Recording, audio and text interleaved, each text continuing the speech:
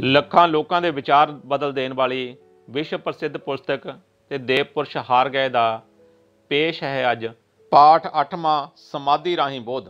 ਮੈਂ professor LG ਹੈਵੇਜ ਦੀ ਲਿਖਤ Panadura controversy and the Buddhist society ਨੂੰ ਚੁਣੌਤੀ ਦਿੱਤੇ ਬਿਨਾਂ ਨਹੀਂ ਰਹਿ ਸਕਦਾ। ਉਸਨੇ ਸ਼ਾਨਦਾਰ ਸ਼ਬਦਾਵਲੀ ਵਿੱਚ ਇੱਕ ਖਤਰਨਾਕ ਵਹਿਮ, ਜਿਸ ਨੂੰ ਯੋਗ ਕਿਹਾ ਜਾਂਦਾ ਹੈ, ਰਾਹੀਂ ਲੋਕਾਂ ਨੂੰ ਗੁੰਮਰਾਹ ਕੀਤਾ ਹੈ। ਲੋਕ ਉਸ 'ਤੇ ਇਸ ਲਈ ਵਿਸ਼ਵਾਸ ਕਰਦੇ ਹਨ ਕਿ ਉਹ ਇੱਕ ਯੂਨੀਵਰਸਿਟੀ ਦਾ ਮੰਨਿਆ ਪ੍ਰਮੰਨਿਆ ਅਧਿਆਪਕ ਹੈ। ਉਸ ਦੇ ਅਨੁਸਾਰ ਭਗਤੀ ਜਾਂ ਅੰਤਰ ਧਿਆਨ ਰਾਹੀਂ ਗਿਆਨ, ਬੋਧ, ਬੁੱਧੀ ਵਿਕਾਸ, ਆਤਮ ਸ਼ਕਤੀ, ਪੂਰਨ ਤੰਦਰੁਸਤੀ ਅਤੇ ਅਧਿਆਤਮਕ ਸ਼ਕਤੀਆਂ ਆਦਿ ਗੁਣ ਪ੍ਰਾਪਤ ਹੋ ਜਾਂਦੇ ਹਨ। ਵਰਤਾਓ ਦੇ ਕੁਝ ਨਮੂਨਿਆਂ ਤੋਂ ਬਗੈਰ, ਜਿਨ੍ਹਾਂ ਨੂੰ ਪ੍ਰਵਿਰਤੀਆਂ ਕਿਹਾ ਜਾਂਦਾ ਹੈ, ਆਦਮੀ ਨੂੰ ਸਾਰਾ ਗਿਆਨ ਜਨਮ ਤੋਂ ਲੈ ਕੇ ਹੀ 5 ਗਿਆਨ ਇੰਦਰੀਆਂ ਰਾਹੀਂ ਪ੍ਰਾਪਤ ਹੁੰਦਾ ਹੈ, ਨਾ ਕਿ ਸਮਾਧੀ ਦੁਆਰਾ। ਉਹ ਵਿਅਕਤੀ ਜਿਸ ਦੇ 5 ਗਿਆਨ ਇੰਦਰੀਆਂ ਨਹੀਂ ਹਨ, ਸਿਰਫ ਇੱਕ ਆਲੂ ਦੀ ਤਰ੍ਹਾਂ ਹੀ ਜ਼ਿੰਦਗੀ ਗੁਜ਼ਾਰੇਗਾ, ਭਾਵੇਂ ਕੁਝ ਵੀ ਹੋਵੇ। ਜੇਕਰ ਗਿਆਨ ਸਮਾਧੀ ਦੁਆਰਾ ਹੀ ਪ੍ਰਾਪਤ ਹੁੰਦਾ ਤਾਂ, ਜਿਵੇਂ ਪ੍ਰੋਫੈਸਰ ਹੈਵੇਜ ਕਹਿੰਦਾ ਹੈ, ਸਾਡੇ ਦੇਸ਼ ਦੇ ਸਾਰੇ ਵਿਦਿਅਕ ਅਦਾਰੇ ਬੰਦ ਕਰ ਦੇਣੇ ਚਾਹੀਦੇ ਹਨ ਅਤੇ ਇਹਨਾਂ ਦੀ ਥਾਂ 'ਤੇ ਸਮਾਧੀ ਦੇ ਅਦਾਰੇ ਖੋਲ੍ਹ ਦੇਣੇ ਚਾਹੀਦੇ ਹਨ। ਪੜ੍ਹਾਈ 'ਤੇ ਇੰਨੀ ਵੱਡੀ ਰਾਸ਼ੀ ਕਰਨ ਦਾ ਕੀ ਫਾਇਦਾ? ਗਿਆਨ ਇੰਦਰੀਆਂ ਦੁਆਰਾ ਹਾਸਲ ਹੋਣ ਵਾਲੇ ਬਾਹਰ ਮੁਖੀ ਪ੍ਰਤੱਖ ਗਿਆਨ ਦੇ ਉਲਟ ਇੱਕ ਆਦਮੀ ਦਾ ਅੰਤਰਮੁਖੀ ਗਿਆਨ ਨਕਲੀ ਅਤੇ ਭੁਲੇਖਾ ਪਾਊ ਵੀ ਹੋ ਸਕਦਾ ਹੈ। ਉਦਾਹਰਨ ਦੇ ਤੌਰ 'ਤੇ, ਮਾਨਸਿਕ ਵਿਕਾਰ ਵਾਲੇ ਲੋਕਾਂ ਦਾ ਝੂਠਾ ਵਿਸ਼ਵਾਸ ਉਹਨਾਂ ਦਾ ਅੰਤਰਮੁਖੀ ਅਨੁਭਵ ਹੀ ਹੁੰਦਾ ਹੈ, ਜਿਸ ਦੇ ਪਿੱਛੇ ਕੋਈ ਸੱਚਾਈ ਨਹੀਂ ਹੁੰਦੀ। ਇੱਕ ਆਦਮੀ ਵਿੱਚ ਝੂਠੇ ਵਿਸ਼ਵਾਸ ਰਸਾਇਣਿਕ, ਭੌਤਿਕ, ਜੀਵ ਅਤੇ ਮਨੋਵਿਗਿਆਨਿਕ ਪ੍ਰਭਾਵਾਂ ਰਾਹੀਂ ਪੈਦਾ ਕੀਤੇ ਜਾ ਸਕਦੇ ਹਨ। ਨਸ਼ੇ ਵਾਲੀਆਂ ਦਵਾਈਆਂ, ਹੋਰ ਨਸ਼ੇ, ਗਿਆਨ ਇੰਦਰੀਆਂ ਨੂੰ ਪ੍ਰਭਾਵਿਤ ਕਰਨ ਵਾਲੀਆਂ ਗੱਲਾਂ, ਜਿਵੇਂ ਢੋਲ ਵੱਜਣਾ, ਤਾੜੀਆਂ ਵੱਜਣਾ, ਕੀਲ ਲੈਣਾ, ਮੰਤਰ, ਭਜਨ ਗਾਉਣੇ, ਨੱਚਣਾ, ਸਰੀਰਕ ਰਸਾਂ, ਸਰੀਰ ਵਿਚਲੇ ਵਿਟਾਮਿਨ ਤੇ ਪਾਚਨ ਰਸ ਵਿੱਚ ਗੜਬੜ, ਡਰ, ਸਦਮਾ ਅਤੇ ਹਿਪਨੋਟਿਜ਼ਮ ਆਦਿ ਰਾਹੀਂ ਕਮਜ਼ੋਰ ਦਿਲ ਦੇ ਵਿਅਕਤੀਆਂ ਵਿੱਚ ਝੂਠੇ ਵਿਸ਼ਵਾਸ ਪੈਦਾ ਕੀਤੇ ਜਾ ਸਕਦੇ ਹਨ। ਲੋਕ ਹਾਊਸ ਦੇ ਛਾਪੇਖਾਨੇ ਵਿੱਚ ਕੰਮ ਕਰਨ ਵਾਲੇ ਇੱਕ ਮਦਰਾਸੀ ਨੂੰ ਪਤਨੀ ਪਾਗਲਾਂ ਵਾਲੀ ਹਾਲਤ ਵਿੱਚ ਮੇਰੇ ਕੋਲ ਹਿਪਨੋਟਿਜ਼ਮ ਦੇ ਇਲਾਜ ਲਈ ਲੈ ਕੇ ਆਈ। ਜਾਂਚ ਕਰਨ ਤੋਂ ਬਾਅਦ ਪਤਾ ਲੱਗਿਆ ਕਿ ਉਸ ਦੇ ਪਾਗਲਾਂ ਵਾਲੇ ਗੁਣ ਦਾ ਕਾਰਨ ਯੋਗ ਸਮਾਧੀ ਸੀ। ਇੱਕ ਆਦਮੀ ਨੇ ਇੱਕ ਮਦਰਾਸੀ ਪੁਸਤਕ ਯੋਗਿਕ ਸਮਾਧੀ ਪੜ੍ਹੀ ਸੀ। ਇਸ ਨੇ ਪੜ੍ਹਿਆ ਸੀ ਕਿ ਜੇਕਰ ਕੋਈ ਵਿਅਕਤੀ ਪਦਮ ਆਸਨ ਵਿੱਚ ਬੈਠ ਕੇ 160 ਵਾਰ ਓਮ ਓਮ ਜੈਮਨਾ ਸ਼ਕਤੀ ਦੇ ਮੰਤਰ ਦਾ ਉਚਾਰਨ ਕਰੇ ਤਾਂ ਉਸ ਦੀ ਦਿਮਾਗੀ ਅੱਖ ਖੁੱਲ੍ਹ ਜਾਂਦੀ ਹੈ। ਉਹ ਰੌਸ਼ਨ ਦਿਮਾਗ ਬਣ ਜਾਂਦਾ ਹੈ ਅਤੇ ਭਵਿੱਖ ਵਿੱਚ ਹੋਣ ਵਾਲੀਆਂ ਸਾਰੀਆਂ ਘਟਨਾਵਾਂ ਦੀ ਉਸ ਨੂੰ ਪਹਿਲਾਂ ਹੀ ਜਾਣਕਾਰੀ ਹੋ ਜਾਂਦੀ ਹੈ। ਉਸ ਨੇ ਇਸ ਦੀ ਪਰਖ ਕਰਨੀ ਚਾਹੀ। ਇੱਕ ਰਾਤ ਉਹ ਆਪਣੇ ਬਿਸਤਰੇ 'ਤੇ ਚੌਂਕੜੀ ਮਾਰ ਕੇ ਬੈਠ ਗਿਆ ਅਤੇ ਉਸਨੇ ਓਮ ਰੀਮ ਜੈਮਨਾ ਸ਼ਕਤੀ ਦੇ ਮੰਤਰ ਦਾ ਉਚਾਰਨ ਕਰਨਾ ਸ਼ੁਰੂ ਕਰ ਦਿੱਤਾ। ਉਸ ਦੀ ਪਤਨੀ ਅਨੁਸਾਰ ਉਹ ਮੰਤਰ ਦਾ ਪੂਰਾ ਕੋਰਸ ਖਤਮ ਨਾ ਕਰ ਸਕਿਆ। ਮੰਤਰ ਨੂੰ 50-60 ਵਾਰ ਕਹਿਣ ਤੋਂ ਬਾਅਦ ਉਸਨੇ ਮਰੂਗਾ ਮਰੂਗਾ ਕਹਿ ਕੇ ਘਰ ਵਿੱਚ ਭੱਜਣਾ ਸ਼ੁਰੂ ਕਰ ਦਿੱਤਾ। ਉਸੇ ਦਿਨ ਤੋਂ ਉਹ ਪਾਗਲਾ ਜਿਹਾ ਵਰਤਾਓ ਕਰਨ ਲੱਗ ਪਿਆ। ਉਸਨੇ ਬਹੁਤ ਸਿਆਣਿਆਂ ਤੋਂ ਇਲਾਜ ਕਰਵਾਇਆ। ਮਨੋ ਚਿਕਿਤਸਾ ਦੀਆਂ ਕਿਤਾਬਾਂ ਅਜਿਹੇ ਅਨੇਕ ਮਾਮਲਿਆਂ ਨਾਲ ਭਰੀਆਂ ਪਈਆਂ ਹਨ। ਮੰਦਰ ਵਿੱਚ ਪੂਜਾ ਸਮੇਂ, ਸ਼ੈਤਾਨੀ ਨਾਚ ਵਿੱਚ, ਧਾਰਮਿਕ ਮੁਜ਼ਾਹਰਿਆਂ ਅਤੇ ਮੀਟਿੰਗਾਂ ਆਦਿ ਵਿੱਚ ਇਸ ਕਿਸਮ ਦੇ ਊਟ ਪਟਾਂਗ ਵਰਤਾਓ ਦਾ ਕਾਰਨ ਅਸਥਾਈ ਪਾਗਲਪਨ ਹੁੰਦਾ ਹੈ, ਜਿਹੜੇ ਢੋਲਾਂ ਰਾਹੀਂ, ਮੰਤਰ, ਭਜਨ, ਨਾਚ, ਸੰਗੀਤ ਅਤੇ ਜੈਕਾਰਿਆਂ ਰਾਹੀਂ ਉਹਨਾਂ ਲੋਕਾਂ ਵਿੱਚ ਪੈਦਾ ਕਰ ਦਿੱਤਾ ਜਾਂਦਾ ਹੈ। ਧਾਰਮਿਕ ਭਰਮ, ਜਿਸ ਦਾ ਨਾਂ ਸਮਾਧੀ ਹੈ, ਇੱਕ ਸਹਿਜ ਗਤੀ ਨਾਲ ਚੱਲਣ ਵਾਲੀ ਪ੍ਰਕਿਰਿਆ ਹੈ, ਜਿਹੜੀ ਆਪਣੇ ਆਪ ਹਿਪਨੋਸਿਸ ਪੈਦਾ ਕਰ ਦਿੰਦੀ ਹੈ। ਸਮਾਧੀ ਦੁਆਰਾ ਵਿਅਕਤੀਆਂ ਦੇ ਪ੍ਰਾਪਤ ਕੀਤੇ ਝੂਠੇ ਅਨੁਭਵ ਅਕਸਰ ਉਹਨਾਂ ਦੇ ਧਾਰਮਿਕ ਵਹਿਮਾਂ ਦੇ ਅਨੁਸਾਰ ਹੀ ਹੁੰਦੇ ਹਨ। ਇੱਕ ਈਸਾਈ ਨੂੰ ਸਮਾਧੀ ਰਾਹੀਂ ਯਹੋਵਾ ਦੇ ਦਰਸ਼ਨ ਹੋ ਸਕਦੇ ਹਨ, ਜੋ ਕਿ ਸਵਰਗ ਵਿੱਚ ਇੱਕ ਸੋਨੇ ਦੇ ਤਖਤ 'ਤੇ ਬਿਰਾਜਮਾਨ ਹਨ। ਉਸ ਦੇ ਸੱਜੇ ਪਾਸੇ ਈਸਾ ਮਸੀਹ ਹੈ। ਉਸ ਦੇ ਆਲੇ ਦੁਆਲੇ ਸੁੰਦਰ ਖੰਭਾਂ ਵਾਲੇ ਦੇਵਤੇ ਗੀਤ ਗਾ ਰਹੇ ਹਨ। ਇੱਕ ਹਿੰਦੂ ਜਾਂ ਬੋਧੀ ਨੂੰ ਆਪਣੇ ਪਿਛਲੇ ਜਾਂ ਅਗਲੇ ਜਨਮ ਬਾਰੇ ਝੂਠਾ ਵਿਸ਼ਵਾਸ ਹੋ ਸਕਦਾ ਹੈ। LSD, ਗਾਂਜਾ, ਪਿਓਤੀ ਆਦਿ ਵੀ ਇਸ ਤਰ੍ਹਾਂ ਦੇ ਝੂਠੇ ਵਿਸ਼ਵਾਸ ਪੈਦਾ ਕਰ ਸਕਦੇ ਹਨ। ਕੁਝ ਆਦਮੀ ਡੂੰਘੀ ਸਮਾਧੀ ਰਾਹੀਂ ਕ੍ਰਿਪਟਸੀਬੀਆ ਨਾਂ ਦੀ ਇੱਕ ਬਿਮਾਰੀ ਦਾ ਸ਼ਿਕਾਰ ਹੋ ਜਾਂਦੇ ਹਨ। ਇਸ ਬਿਮਾਰੀ ਦੌਰਾਨ ਰੋਗੀ ਨੂੰ ਇੱਕ ਪਾਗਲਾਂ ਵਾਲਾ ਵਿਸ਼ਵਾਸ ਹੋ ਜਾਂਦਾ ਹੈ ਕਿ ਉਹ ਗੈਬੀ ਸ਼ਕਤੀ ਵਾਲਾ ਆਦਮੀ ਹੈ। ਅਨਪੜ੍ਹ ਅਤੇ ਭੋਲੇ ਭਾਲੇ ਜਦੋਂ ਮਾਨਸਿਕ ਵਿਕਾਰ ਦਾ ਸ਼ਿਕਾਰ ਹੋ ਜਾਂਦੇ ਹਨ ਤਾਂ ਉਹਨਾਂ ਨੂੰ ਪਾਗਲ ਕਿਹਾ ਜਾਂਦਾ ਹੈ। ਉਹਨਾਂ ਦੀ ਕਿਸੇ ਵੀ ਗੱਲ ਨੂੰ ਮਹੱਤਤਾ ਨਹੀਂ ਦਿੱਤੀ ਜਾਂਦੀ। ਦੂਜੇ ਪਾਸੇ ਜਦੋਂ ਇਸ ਮਾਨਸਿਕ ਵਿਕਾਰ ਦਾ ਸ਼ਿਕਾਰ ਕੋਈ ਚਲਾਕ ਜਾਂ ਬੁੱਧੀਮਾਨ ਵਿਅਕਤੀ ਹੋਵੇ ਤਾਂ ਉਹ ਆਪਣੇ ਸਰੋਤਿਆਂ ਜਾਂ ਪਾਠਕਾਂ ਨੂੰ ਇਹ ਜਚਾ ਦੇਵੇਗਾ ਕਿ ਉਸ ਨੂੰ ਬ੍ਰਹਮ ਗਿਆਨ, ਆਖਰੀ ਸੱਚਾਈ, ਬੋਧ ਅਤੇ ਪ੍ਰਮਾਤਮਾ ਤੋਂ ਅਭੇਦ ਹੋਣ ਵਾਲੇ ਗੁਣ ਪ੍ਰਾਪਤ ਹੋ ਗਏ ਹਨ। ਹੋ ਸਕਦਾ ਹੈ ਕਿ ਇਸ ਨਾਲ ਉਸ ਦੇ ਬਹੁਤ ਸਾਰੇ ਸ਼ਰਧਾਲੂ ਅਤੇ ਚੇਲੇ ਬਣ ਜਾਣ। ਮਾਨਸਿਕ ਵਿਕਾਰ ਵਾਲੇ ਵਿਅਕਤੀ ਜਾਂ ਅਸਾਧਾਰਨ ਯੋਗਤਾ ਅਤੇ ਬੁੱਧੀ ਵਾਲੇ ਵਿਅਕਤੀ ਆਮ ਤੌਰ 'ਤੇ ਧਰਮ ਦੇ ਪ੍ਰਚਾਰਕ ਅਤੇ ਨੀਂਹ ਰੱਖਣ ਵਾਲੇ ਹੁੰਦੇ ਹਨ। ਨਸ਼ੀਲੀਆਂ ਦਵਾਈਆਂ ਦੀ ਤਰ੍ਹਾਂ ਸਮਾਧੀ 'ਤੇ ਵੀ ਪਾਬੰਦੀ ਲਾਉਣੀ ਚਾਹੀਦੀ ਹੈ ਅਤੇ ਇਸ ਨੂੰ ਗੈਰ ਕਾਨੂੰਨੀ ਬਣਾਉਣਾ ਚਾਹੀਦਾ ਹੈ, ਕਿਉਂਕਿ ਦੋਵਾਂ ਦਾ ਮਨੁੱਖੀ ਮਨ 'ਤੇ ਇੱਕੋ ਜਿਹਾ ਅਸਰ ਹੁੰਦਾ ਹੈ।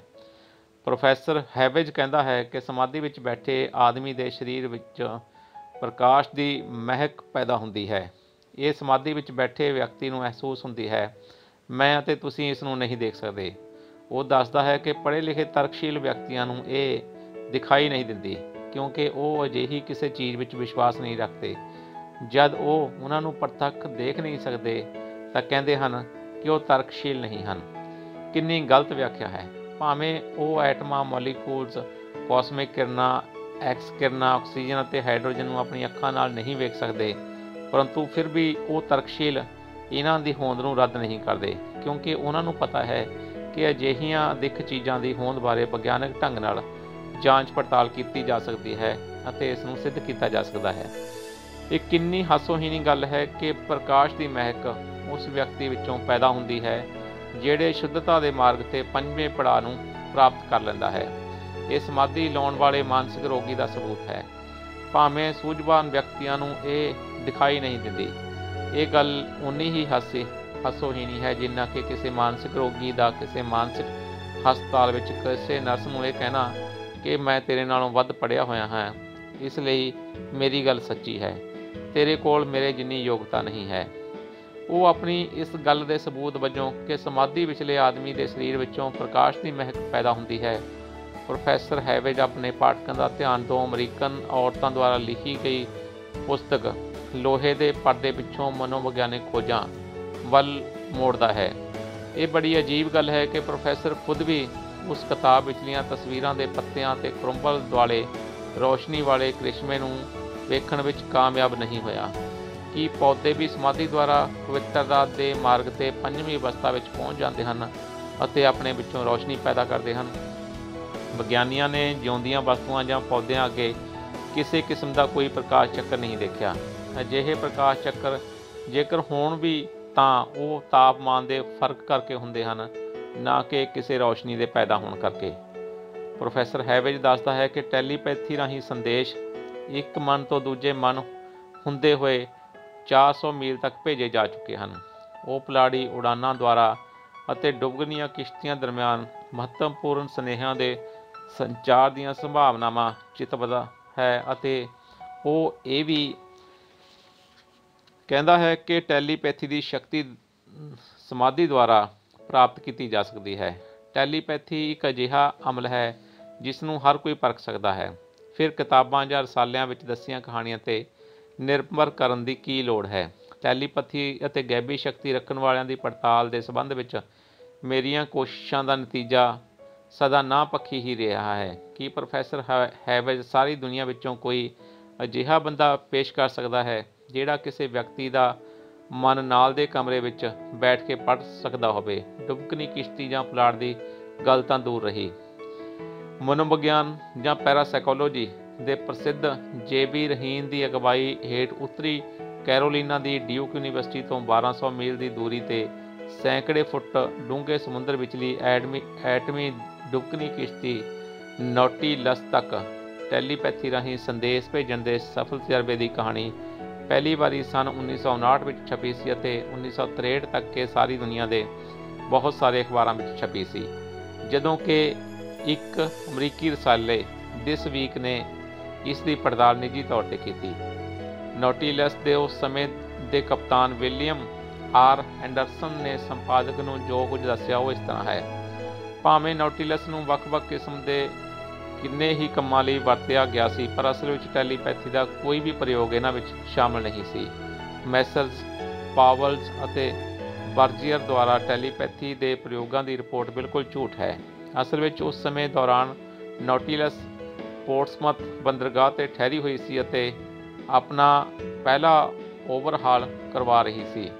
ਅਮਰੀਕੀ ਹਵਾਈ ਸੈਨਾ ਦੇ ਕਰਨਲ ਵਿਲੀਅਮ ਬਾਬਰਜ਼, ਜਿਸ ਬਾਰੇ ਸੂਚਨਾ ਦਿੱਤੀ ਗਈ ਸੀ ਉਸਨੇ ਟੈਲੀਪੈਥੀ ਪ੍ਰਯੋਗ ਵਿੱਚ ਭਾਗ ਲਿਆ ਹੈ, ਨੇ ਇਹ ਘੋਸ਼ਣਾ ਕੀਤੀ। ਉਸ ਪ੍ਰਯੋਗ ਵਿੱਚ ਭਾਗ ਲੈਣ ਵਾਲੇ ਦਾ ਮੇਰੇ 'ਤੇ ਇਲਜ਼ਾਮ ਲੱਗਿਆ ਹੈ ਕਦੇ ਹੋਇਆ ਹੀ ਨਹੀਂ। ਮੈਂ ਕਦੇ ਵੀ ਵੇਸਟਿੰਗ ਹਾਊਸ ਪ੍ਰਯੋਗਸ਼ਾਲਾ ਵਿੱਚ ਨਹੀਂ ਗਿਆ, ਜਿਵੇਂ ਕਿ ਟੈਲੀਪੈਥੀ ਦੇ ਪ੍ਰਯੋਗਾਂ ਦੇ ਨਤੀਜਿਆਂ ਦੀ ਜਾਂਚ ਪੜਤਾਲ ਕੀਤੀ ਦੱਸੀ ਗਈ ਹੈ।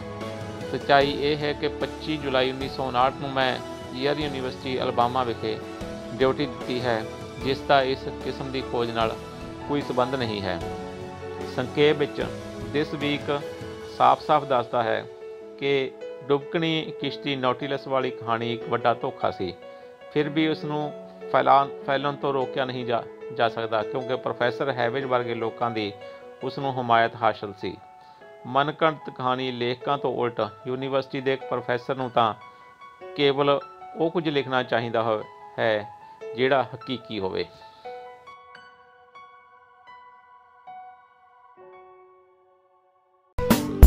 For more contents related to rational thinking, subscribe our Tarkshil TV channel now.